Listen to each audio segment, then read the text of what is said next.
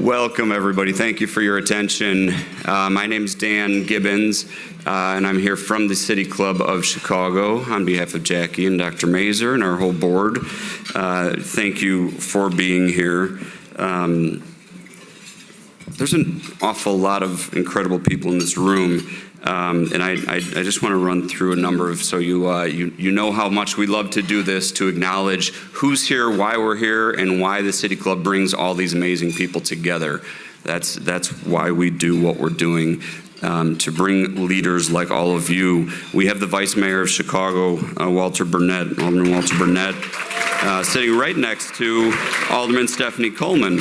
Alderman, and I believe Alderman Michelle Harris is on the way. So thank you to those three who are very busy these days, as are some of our commissioners. Commissioner Rachel Arfa is here, one of our favorite speakers and city commissioners. Thank you. And as well as Commissioner Chris Brown from the library. And then Brenda Boyd, also from the Library Foundation, which does remind me that I want to take a moment and recognize one of Chicago's absolutely most incredible civic leaders. She was 101 years old, and for about 85 to 100 of those years, Cindy Pritzker made her mark on Chicago like really no other woman that I've ever met.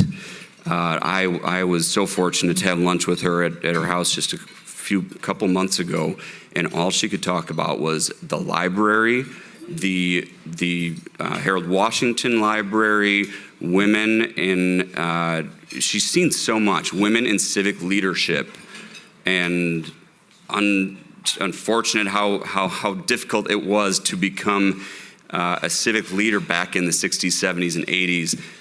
Look what she did for this city, and just an incredible role model. And we lost her just last week, and just want to take a minute and acknowledge her, especially all that she's done for Chicago and all that she's done for women leaders in Chicago. Thank you so much, Cindy Pritzker, and to the Pritzker family. What a wonderful, wonderful life and a wonderful riot of a woman. She was so fun to be around. Okay, let's see. We have a couple very important people in the room, and one, of course, is the city clerk, but the other is the other Anna Valencia, her mother. We'd like to welcome her, as well as the clerk's husband, Riyad Cosby. Riyad, welcome. We understand family support and how important it is to do what we're doing. We also understand corporate and philanthropic support and getting all these great people. Connie Lindsay is here in the room. Connie, thank you for all you've done. Sid Bala is here. Jen Guzman, who spoke at City Club recently. David Greasing from the Better Government Association. There's a pair of brothers here, and for some reason they're in the back. I got to figure that out. But those are all great seats too. Jim Francic and Art Francic. Thank you, gentlemen, for being such great supporters of City Club and of this great city. Melissa Harris, also a great friend of City Club. Jessica Smith and Lauren Foley, they are taking the torch from Jim Turman and Rick Jaskolka. A wonderful transition to the next generation of leadership, which we're so proud to acknowledge at City Club and help lift up. Those are two young women who are taking over from two legends in Rick Jaskolka and Jim Turman. Jim's here, and Jessica and Lauren are here. Thank you so much for all that you do and for that and continued support at City Club. Sarah Garza Resnick is here, also a former speaker at City Club. We have a few recovering government workers, what I like to call them, Pat Carey and John Dunn, Janae Myers, Eve Rodriguez Montoya, some amazing people who have been great civil servants. So thank you all, and if I missed any electeds or others, we do appreciate you being in this room. This is your club. Clarisol Duque is here also. She's not recovering. She is doing so much right now, working for Senator Dick Durbin. Michael Fosnock from Clayco also. Thank you, Michael. So because of this mix of people, we are able to share this, and you know how important it is, and you know how proud we are at City Club to welcome you all here together, where these conversations hopefully lead to better things. So thank you for that attention. I'm going to turn to our guest speaker today, who she has similarly helped carry the torch of leadership to the next generation of leaders in Chicago. Under her direction and her watch, city government has really come into the 21st century, and government has really been modernized since 2017. There's been an awful lot done that I think you're going to hear about today. She's agreed to answer some questions after she speaks, so please prepare any of those, and we'll make this a little interactive in a few minutes and share some questions. But in the meantime, please join me in welcoming to City Club of Chicago, the Chicago City Clerk, Anna Valencia.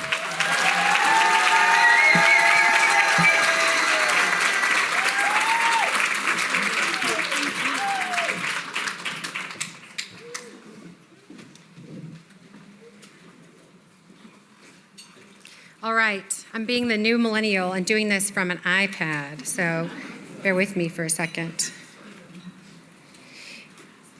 Okay. All right.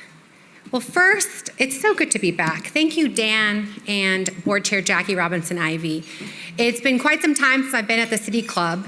A lot has changed in the world, like a global pandemic, as well as the birth of our daughter 5 years ago, Rihanna, who will actually turn 5 next month and has demanded a Disney World trip, so stay tuned. But I'm really excited to share with you what we've been up to in the clerk's office. I've been Chicago City Clerk for 8 years. Voters have twice elected me to this office. But I'm not ashamed to say that I was first appointed, not elected, to the job. I was named to the position midterm after it was vacated by the incumbent, and I want to share that story with you.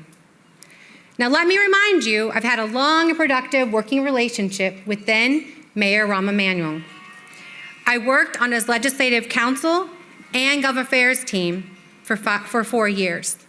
I finished as his director, overseeing the mayor's agenda in City Council, DC, and Springfield.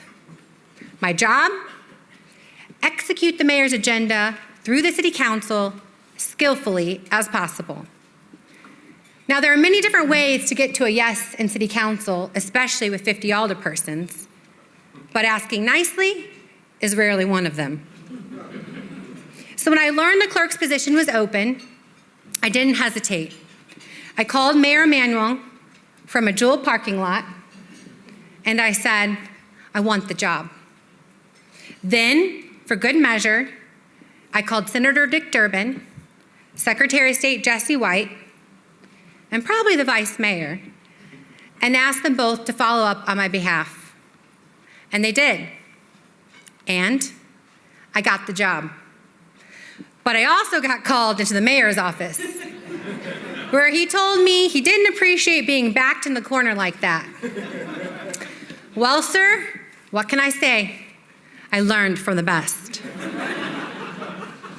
I've been on the job for 8 years now, and I can assure you it takes sharp elbows to be Chicago City Clerk and navigate Chicago politics.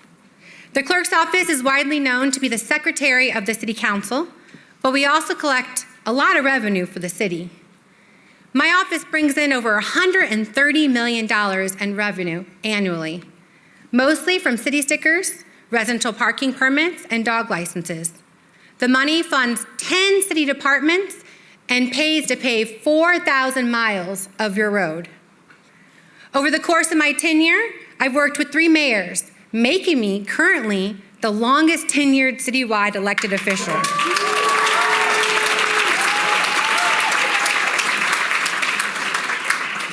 I've seen a lot.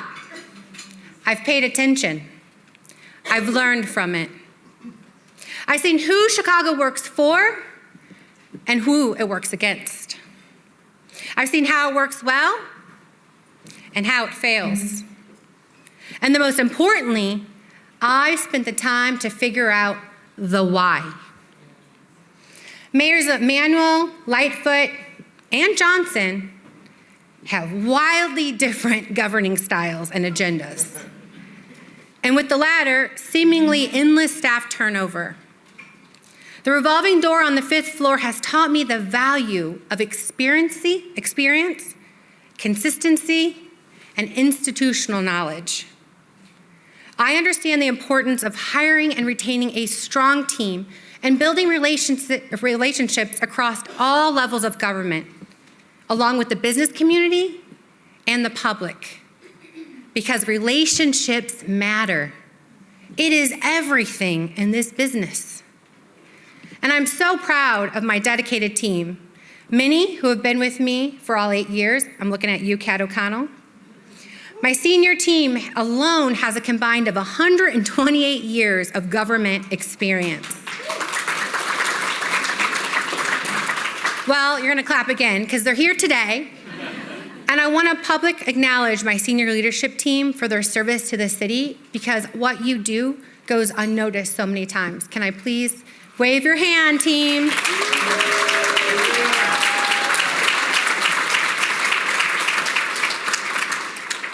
Now let me tell you some of the things we've done and we are doing. First, we are transforming the way Chicagoans engage the city services, making it simpler, more transparent, and more connected than ever before. You're right, here's my prop. Raise your hand if you have a city key. If you don't have one, we'll get you one. This is my library card, shout out to libraries, venture card, and prescription discount card. I can use it to get discounted Chicago Sky tickets, you may see me at a few games, or 10% off at Sweet Mandy B's, to name just a few of our business partners. It's a valid government ID. It's also available to all Chicagoans, regardless of a resident's age, housing status, criminal record, immigration status, or gender identity. CityKey is convenient and it's free. I mean, I know you complain about what's free in the city, but this is free. And we introduced it in 2018 to break down barriers to city services and unite Chicagoans. Demand has been so great, in December, we launched first of its kind online platform where you can do it from your mobile phone, upload your application, and it'll be sent directly to your house. This especially helps busy families who don't have time to go to an in-person event, and they can still get an important service. Second, our City Council Modernization Plan is pushing that body into the 21st century, maybe kicking and screaming, but we're going there, and giving Chicagoans unprecedented access to city government. In 2022, I introduced electronic voting at council meetings, the first major US city to do so. I know Stephanie likes it because we're, that millennial in technology. It replaced time-consuming system that required a roll call voice vote of 50 alderpersons in every piece of legislation. Simply archaic. Now they use a tablet to cast their vote, and everyone in the chamber and online in the public can see those votes in real time on a video board. It's a giant step for transparency, efficiency, and innovation. But if you ever tried keeping up with the City Council business, you know that the electronic legislative management system is the way of the future, and it's making it easier and better than ever before. I'm loving these claps, okay. Now what's coming next? Well, you're gonna hear it first. April will be Amnesty Month. For the entire month of April, anyone with an expired city sticker can buy one at any of our 3 clerk's office locations without paying a late fee or back charge. That's $60 in savings alone. And if you are out of compliance for more than 6 months, that's $110 in savings. Why are we doing this? Because mounting, that too, and Miss Rose told me to, because mounting debt from fines and fees can quickly sink a family's finances. And studies show that this hurts working class and Black and brown families the most. Let's be honest here. If most of us in this room found a ticket on our car for an expired city sticker, we'd probably roll our eyes, for missing the deadline than begrudgingly go buy it, cough up the late fee, pay the ticket, and go on with our lives. You probably don't know what it's like to put $10 of gas in your car and pray and hope it lasts until payday. But for families living paycheck to paycheck, that $60 late fee, that $200 ticket is a big deal. And after they get a second and a third and a fourth ticket because they can't pay the first, they might have to choose between paying that debt off or buying groceries for their families. They might fall behind on rent and get evicted. They might miss work because they can't afford childcare. Their car might get impounded so they can't get to work. The hole gets deeper and deeper.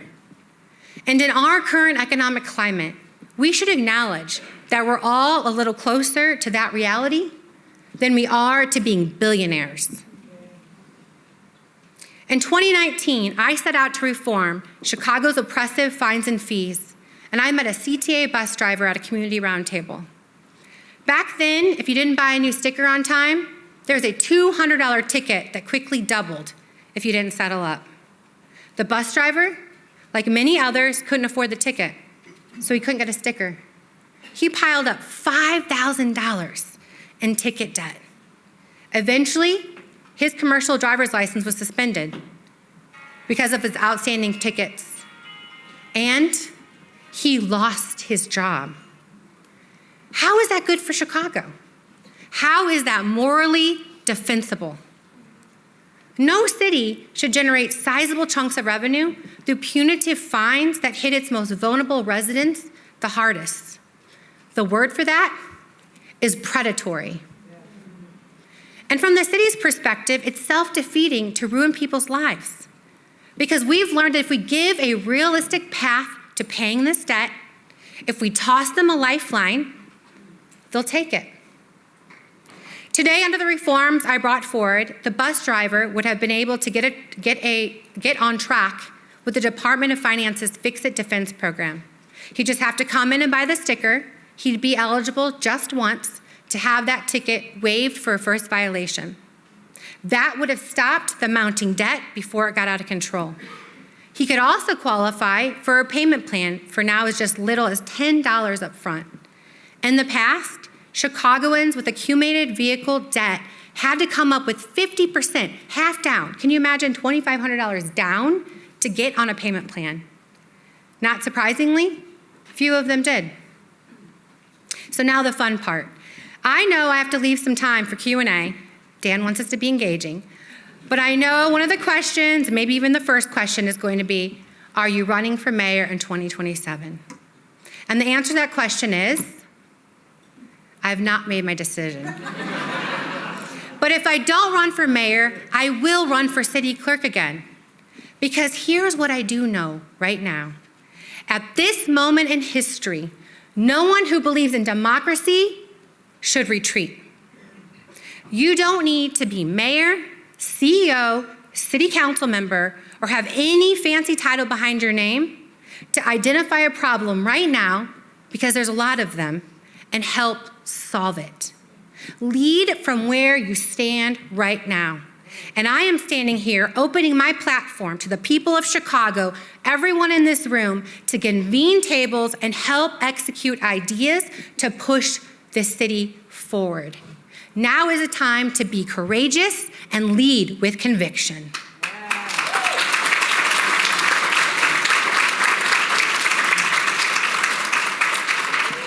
Throughout my 13 years at City Hall, I've had some strong thoughts about what the next mayor, or to be frank, the current mayor, needs to get done. I have shared my thoughts and ideas with him, the previous mayor, and the mayor before that. And now I'm going to share them out loud. I'm going to break them up in 3 areas: public safety, transit, and economic development. Now, I know there's countless other topics, but they only gave me 20 minutes.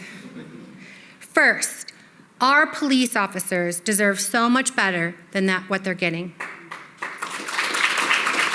They don't have the tools and technology to do their jobs. They don't have the resources to safeguard their physical and mental well-being, leaving them drained as they try to rebuild trust with the community they serve. There aren't enough of them, and we all know this. We need to find ways to recruit and retain the best candidates. We need to stop canceling their days off, stop requiring them to work so much overtime. CPD is lucky to have a strong superintendent in Larry Snelling, who came up through the ranks and has the confidence of our officers and the public. A wise mayor, and I commend Mayor Johnson for this, will support and empower him. Let him lead. We also need to be realistic about the fact that our officers alone can't solve gun violence. It's on all of us. Over the last few years, philanthropy, business, community, and government have partnered to expand community violence intervention programs, and it's working. Between 2021 and 2023, homicides dropped 32% and another 9% in 2024. I want to thank everyone who is part of these initiatives. We need more of this, and we need it now. Second, our transit system is in fiscal jeopardy. The CTA, Metra, and PACE collectively face a fiscal cliff of $770 million when federal pandemic relief runs out. A world-class city demands a world-class transit system. And where are we going to get the money for this investment? Well, here's an idea. In 2016, voters in Los Angeles approved a half-cent sales tax increase for the most ambitious transit expansion in LA County history. Measure M currently generates over $1 billion per year. I repeat, $1 billion. It took real leadership led by former Mayor Eric Garcetti to sell taxpayers on that vision. And now, Austin, Tampa, Nashville, and Cincinnati all have done the same thing and now have a dedicated local source of support for their public transit system, not just relying on Springfield and the federal government. A solution for Chicago must rely on more than a bailout from Springfield. And it starts with a constructive partnership with Governor J.B. Pritzker. So, to be clear, to solve our transit woes, I'm calling for the city of Chicago to elect a mayor who can work with and not against Governor Pritzker, and who has the will to campaign for new revenue and the experience to get it done. Third, economic development. For starters, we need to revive international tourism. First, by pushing and negotiating with our major airline carriers to reopen direct flights to and from China. Before the pandemic, more than 61 million people visited Chicago annually, and we're still 10 million below that. China, our largest source of international tourism, now with just one direct flight on Cathay Pacific from Hong Kong, we've yet to recover. That is revenue we need now more than ever. We also need to restore our vibrant downtown, allowing us to invest in our under-resourced neighborhoods. I want to commend both Mayor Lightfoot and now Mayor Johnson for the efforts to convert vacant downtown office buildings into residential apartments. We need a comprehensive housing plan that supports the workforce, like our teachers, first responders, and professionals moving into the city right now. Without affordable, sustainable, and safe housing, we won't be able to attract new businesses to relocate to Chicago and help us expand our tax base. I also want to commend Team Culture, led by Broadway in Chicago's Lou Raisin, for a series of new business-led ideas to restore vibrancy in the Loop. The mayor needs to listen and invest in the best of their new ideas. And we need to expand investment programs on Chicago South and West Sides. Programs like the Pritzker-Trabert Foundation's Chicago Prize, which every 2 years invests $10 million and spurs additional public and private investments into a real estate development project in South or West Side neighborhood. In fact, they've just broken ground on a new community hub in West Garfield Park, the first time a commercial project has risen in the neighborhood in over 50 years. So you're probably asking, where do I get off telling Chicago's mayor what to do? I spent years speaking up to Rahm Emanuel, one of Chicago's most impactful mayors. I spearheaded passage of police accountability reforms, regulatory changes to rideshare and short-term lodging, modernization of the CTA red and purple lines, stabilization of pension funds, and the creation of Chicago's first legal protection fund, Chicago is With You, to assist immigrants and refugees threatened with deportation. I've set an ambitious agenda for the city clerk's office, including fines and fees reform, council modernization, and the creation of the Chicago Status of Women and Girls Working Group to recommend policies to make the city a safer and more equitable one. Now, this doesn't sit well with the people who underestimate the clerk's office, or frankly, me. The people who think we should just stick to selling city stickers and dog licenses and be the secretary of the city council, all which are great responsibilities, by the way. At a budget hearing one year, an alderman, who shall go unnamed, not any of these, went so far as to tell me I should just stay in my lane. Excuse me? Let me tell you how I got here. I grew up in Granite City, Illinois, a manufacturing town down near St. Louis. My dad was a union painter who worked side jobs to make sure we had things for Christmas and braces, or to save a little for the times he wasn't working. My mom was a nonprofit grant writer who got laid off because she wasn't the one with a college degree. When she was diagnosed with breast cancer, she was more worried about how I would finish at the University of Illinois for my degree than her own health care.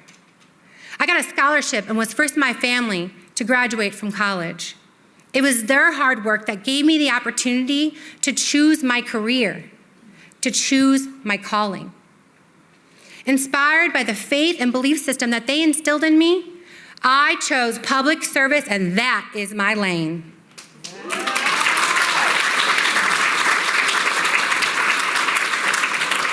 So as city clerk, I'm not just selling city stickers, I'm making those stickers more accessible.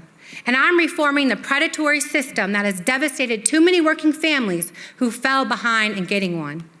I'm eliminating obstacles to opportunity by making sure all Chicagoans have easy access to CityKey. I've been out in our communities speaking and, most importantly, listening to the needs of our city's residents, and I am committed more than ever to be a voice for them. If their voices aren't being heard by the current administration, I am going to speak up loudly for them, because their voices matter just as much today as they do on Election Day. Yeah. I'm here to help families like the one I grew up in. I am here to support Chicago, our strength, our culture, our diversity. That is my lane, and I hope you will all join me. Thank you. Thank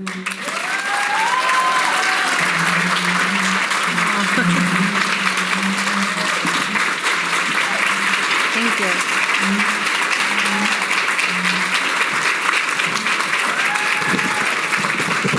Thank you.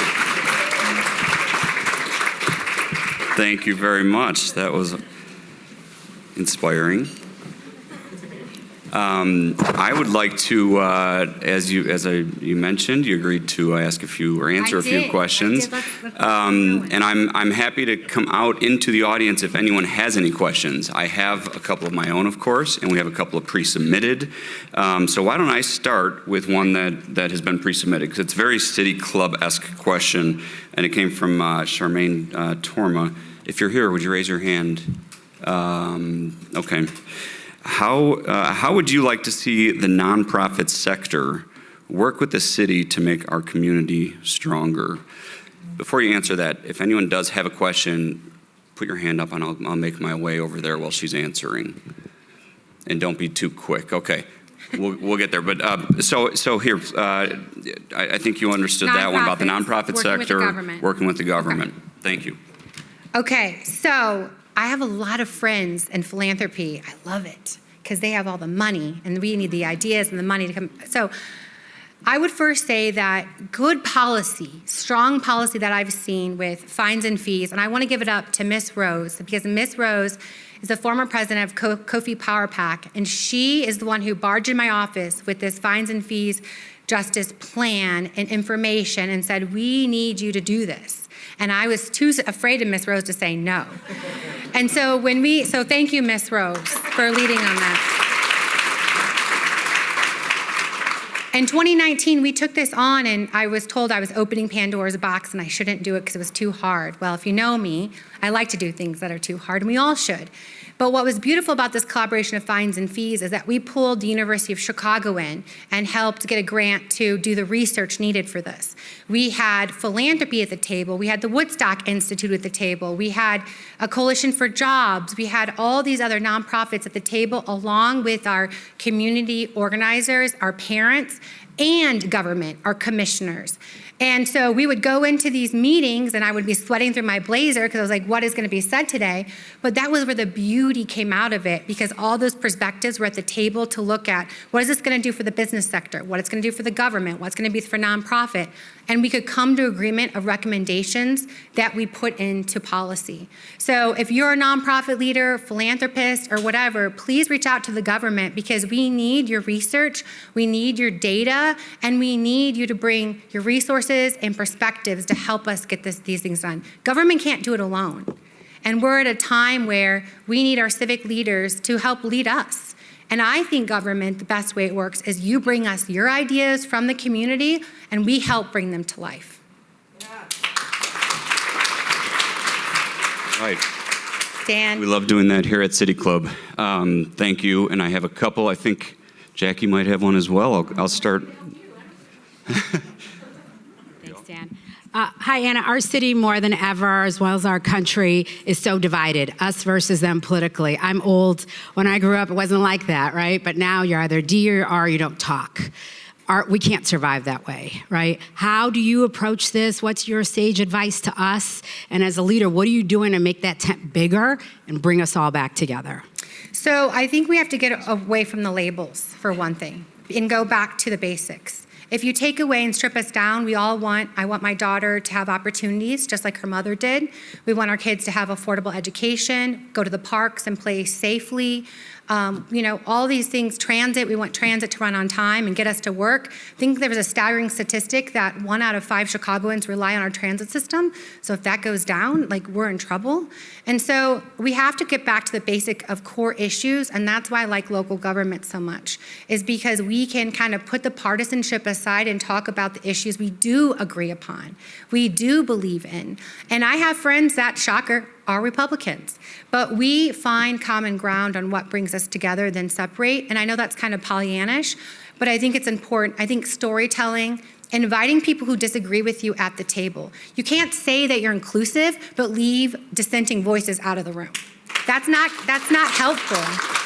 That's not helpful for building trust. It's not helpful. I need people to tell me, no, slow down, go a different direction. I may not want to hear that. I want it timed and alone for my feedback, but that's important, and we've gotten away from having uncomfortable conversations. I was talking to a school group right before this, and I told them that conflict is good. Don't run away from conflict. Conflict is good. We have to have these conversations and learn, but our kids need to be taught that.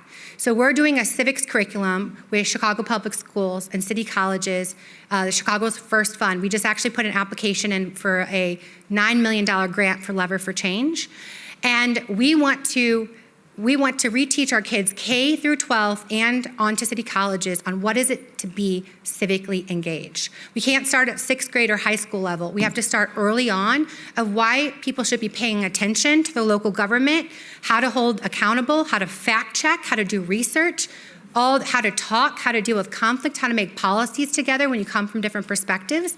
So if you want to get engaged in our next gen city council, there's going to be some badass kids at the end of May running council, and I encourage you to get involved in that too.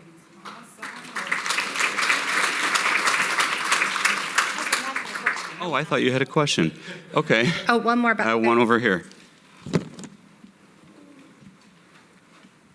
City Clerk Valencia, I just want to thank you for the Legal Protection Fund. With a group called Chicago Commons, we work with kids and families of diverse backgrounds, and the Legal Protection Fund provides a line of hope for families who are struggling with different kinds of issues, especially immigration. In this current environment where many of the folks who we serve are maybe afraid to leave their communities, and many of the businesses in the communities that we work in, what advice do you give to the audience here to support those communities, or to the people who are within those communities who are afraid to come out of their homes given the onslaught of what's happening with regards to immigration policy federally, but impacting the city? So I want to thank Clarisol and Senator Durbin because right after the new administration got in, I think 2 weeks after, we found ourselves in Little Village talking to some of the nonprofits who families aren't dropping off their kids to school or going into work, and the fear is palpable. And our businesses on 26th Street, which is one of our strongest economic corridors, just second to Michigan Avenue, but if you ask them, they're number one. And they were losing business, like 60% down from the year before. So my first thing for all of our businesses in our immigrant community and our local businesses in general, my coffee shop, Muse Coffee Shop, shout out, I don't know if Sue Haley's still here, but we need to show up and use our pocketbooks to also support these local businesses. Where can you find catering at your company? What are your procurement what are your procurement doing besides just Starbucks? Can you find something that's local and support these folks? We've been doing that takeout in my own office each week from a new local business to help support them. That's just one way, is to make a difference with your pocketbook. The other way is showing up. People are afraid, but if they see us out walking in their communities, going to businesses, that helps give people relief. Just posting something, just so that people don't feel alone, that they can feel seen and protected. And then with the Legal Protection Fund, we're going to be fighting to keep that line item in the budget because we know there's budget cuts coming, but it's a very important lifeline for folks. We have 250 community navigators that are mostly immigrant women who go through trainings and help also get job opportunities, leadership trainings, and they are dispersed between 10 community-based organizations in the city, knocking on doors, doing Know Your Rights trainings, help do screenings for folks who need different services. So we have to keep that lifeline. So to my philanthropy brothers and sisters in here, keep that in mind when you're looking at funding, that we need to increase it at a time right now, so needed, and keep that line there for so many families who rely on these free legal screenings and important information. So please, again, use your pocketbook and make a difference that way and show up for the communities. And if you need ways to get plugged in or you're looking for nonprofits to support, reach out to us and we can make an introduction for you all. All right, Connie? Connie has one. Connie has one. I will be right up there, Connie. I have one more here. Hi, Anna. The idea of abundance is in the air right now around politics. And so I'm just wondering, we did Millennium Park, we did the Riverwalk. Do you have any kind of dream projects, or do you think Chicago can even do a big project coming up in the future? Yes, I think we can do big projects. We lead on big projects. The problem is we've got to think boldly again and not be so afraid. A friend of mine were talking about the scarcity mindset versus abundance, and I understand the federal funding is a real issue, but there is so much wealth in Chicago. There is such a rich civic community that are looking for projects and to roll up their sleeves. And we have a wonderful partner in Springfield. I know they have their own budget challenges, but if we can get together, break out the silos, state, county, and city, map out where the money is going, and come to some agreement on some big projects, I think we can go far. I am but borrowing idea. I sat with some business leaders, restaurant owners, and they said, okay, Magnificent Mile. What if we did what Mexico City did? What if we made it pedestrian, art walk, plaza, where it's a place that more people from the suburbs will want to get in? Because their issue is how can we get these families from the suburbs to come one more time into the city? So what would that take to talk to CDOT, our Department of Transportation, our Park District, and others to say, what does it look to reimagine the Magnificent Mile? And I said, let's do it. Let's go for these things. So I think that's what I meant when I'm speaking, that there's a lot of folks that have great ideas. We need to raise those, and the City Club is one way to do it. So thank you, Dan and Jackie. They have really elevated this club in being a place where ideas can emerge. And people like myself, I watch these. I come, I read, and then think about how can we reach out and make that a reality. Let's keep that up. Thank you. I'm going to hand it over to Connie Lindsay. Thank you, Clerk Valencia. 2 quick questions. What is your one wish for the city of Chicago? You laid out your thoughts about that. And the other is, what gives you hope for all of the things that we're experiencing now? So there's a lot of dreams. I want City Council to not be 5 hours, every meeting. That would be, I think Alderwoman Stephanie Coleman would talk about that. We got too many resolutions. I think what I would hope is that we get to a place where we're not talking past each other. We're not trying to vie to get our name on the paper all the time. We're just doing the work. And that the people who I know in this room that are doing the work, we find each other. And we don't care about our titles or our ego or who gets credit or who's standing with that shovel. And we get to work. And my pastors are here today. And, you know, they are, I want to say hello. You know, they're doers too and investing, not just, and I know a lot of faith leaders are doing this, they're thinking outside their four walls. And they're doing what they can with what they have. And so we all have to think, okay, where can we focus our time on something that's going to move the needle? Things feel out of control, but there are things we can focus on that keep us moving. I'm doing stuff maybe on housing in a few months with the Mayor Poir. I'm doing stuff on women and girls. I'm focusing on doing a little because that action will get you out of that funk that the world isn't in. Because it's not, and we can control that. What gives me hope is our next generation of leaders. These young people are amazing. They are smart. They challenge you. They have boundaries about self-care.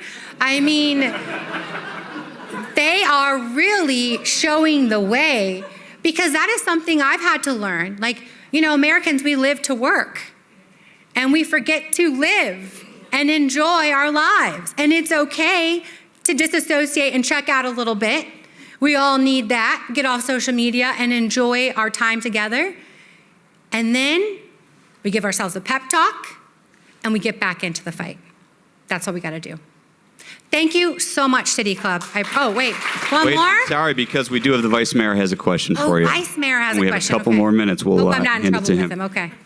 Thank you very much. Very proud of you and appreciate everything you've been able to do since you've been elected.